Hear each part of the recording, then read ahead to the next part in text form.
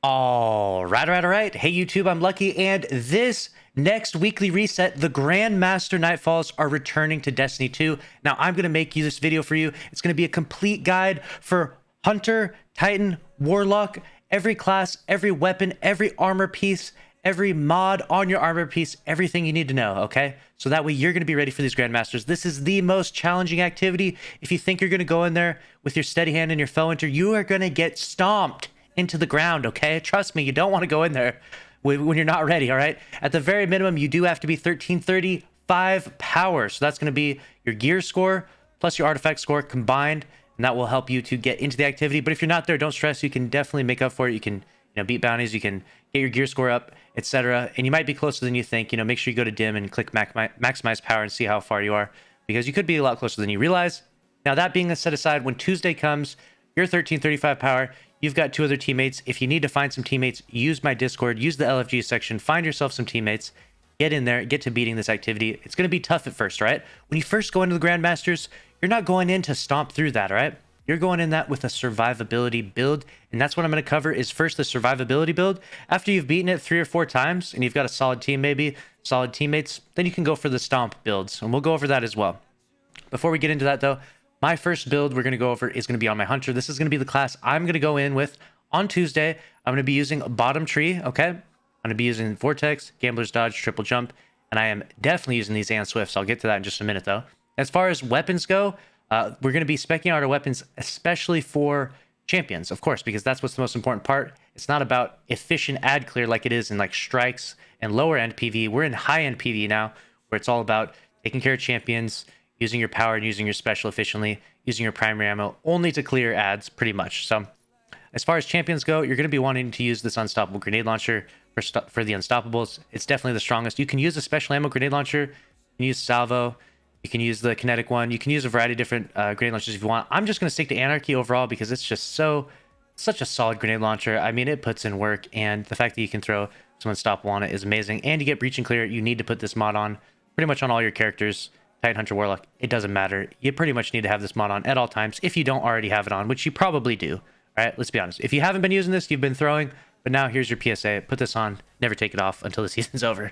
All right, now let's go on to the next form of champions, right? We're not using unstoppable sidearm, so we have to deal with anti-barrier and we have to deal with overload. All right, as far as anti-barrier goes, you could use an auto rifle, you could use chrome rush, but I'm telling you, scout rifles are much better, so stick to scout rifles for anti-barriers. Keep your distance, especially at the start when you're just trying to get through, right? You're just trying to get through. Later on, when you're feeling confident after you've beaten it a bunch of times, then you can put on the stomp builds and just fly through it with your chroma rush or whatever it may be, right?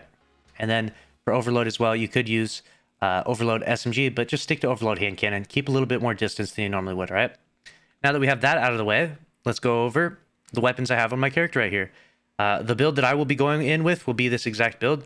My succession, I have Reconstruction Vorpal, Extended Mag. This is a God roll.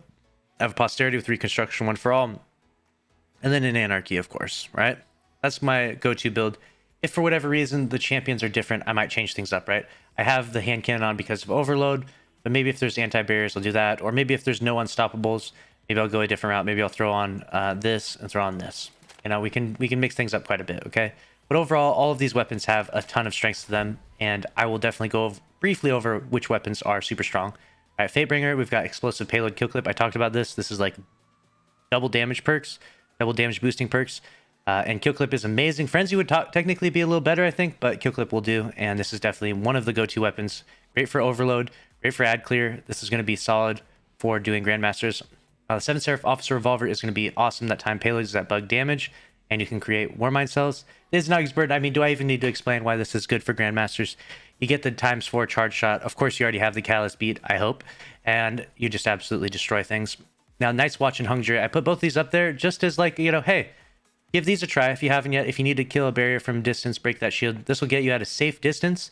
And this one has explosive payload on the Night's Watch. This has explosive payload on the Hung Jury. Both very good. If you have some of these weapons and you only have a couple of them, not all of them, not everyone's a God roll hunter like myself. Use the ones you do have and create the best build you can create using your weapons and your characters, okay? But I'm going to cover everything here. Make sure to show your whole fire team this video, though. That way everyone's on board and make sure that you can coordinate things properly, all right? Next up, we're going to the Posterity. Again, I'm using this hand cannon if it was overload. If not, honestly, The Adored is such a good sniper. There's a bunch of other snipers you can use here. You got the Crucible Sniper. You've got the Izumi RR4. Like I said, the Crucible Sniper, the Frozen Orbit as well. There's some really great rolls on both of those. But honestly speaking, the Adored is just free. I mean, it's so good. It's such a strong, it's an A-tier sniper. The Izumi outclasses a little bit. The Frozen Orbit outclasses a little bit. If you have the perfect God roll, which I don't have. So the Adored's there for you. You can rock that. Fatebringer Adored, just as strong a build as using this Posterity and Succession, etc., right? So you can switch those things out interchangeably. Again, if it wasn't an Overload champion I was facing, if there's more anti-barrier champions, then I'll put on this Eternal Blazon, or you can even throw on the Vision of Confluence, which I know a lot of you out there really love. I've been seeing more people talking about the Vision. It's a good scout rifle-ish, you know, it's a 180 RPM. Technically, the Eternal Blazon will be better with that 200 RPM, but, you know, it's got Wellspring Frenzy. It's not half bad for its overall damage output, and I'm sure there will be some people out there rocking the Vision of Confluence day one for Grandmasters and be doing just fine, okay? So that's a potential build that you can use right there. And moving on to the power slot. Power ammo is strong no matter what you're using, honestly. But there's some power ammo weapons that outclass the others. Anarchy being one of them. Rocket Launcher with auto-loading Vorpal. Overflow Lasting Impression can be really good. Overflow Vorpal. This Clown Cartridge Royal Entry is insane.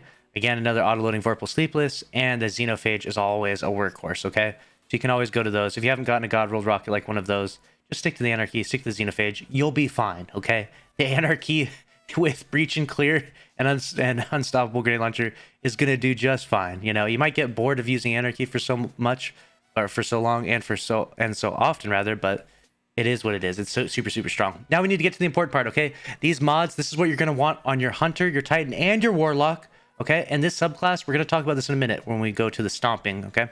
We're going to switch over to Stasis later on, but for now we'll stick to this Night Stalker build right now. All right, so we have in terms of mods, I have Grenade Launcher Ammo Finder, Sniper Rifle Ammo Finder, and Protective Light, and then I actually have Mobility mod on there because I'm trying to max out my mobility so that way I can get smokes back as fast as possible by dodging next to enemies and then throw the smoke to the ground, go invis, so that way when I go invis I use my Aeon Swift, okay? And that way when I kill champions with this Aeon Swift I drop power for both my teammates. This is huge. Now this might not be survivability. You're like, hey, what are you talking about, Lucky? You said survivability and you're out here finishing champions while invis. Why don't you just kill the champion? You know, trust me, if you can drop tons of power ammo for your teammates and just spam Anarchy everywhere, that is great for survivability and efficiency, okay? The two just mesh so well there, all right? Keep that in mind.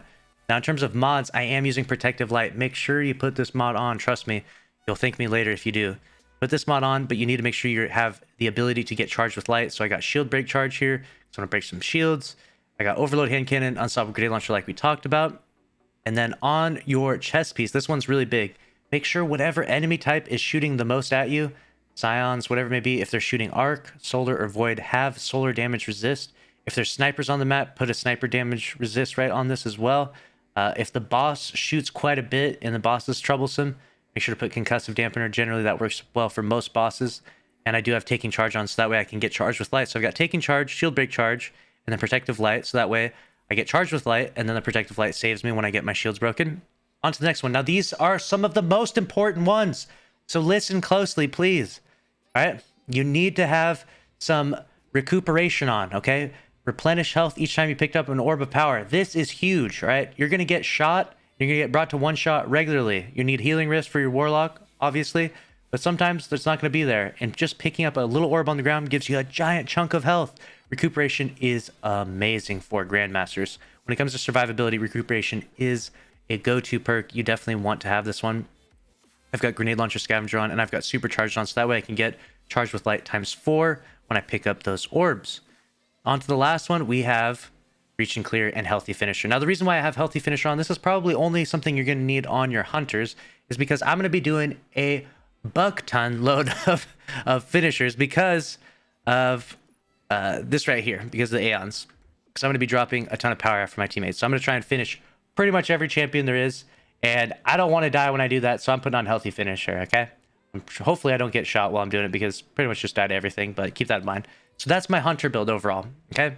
Now this is the survivability build.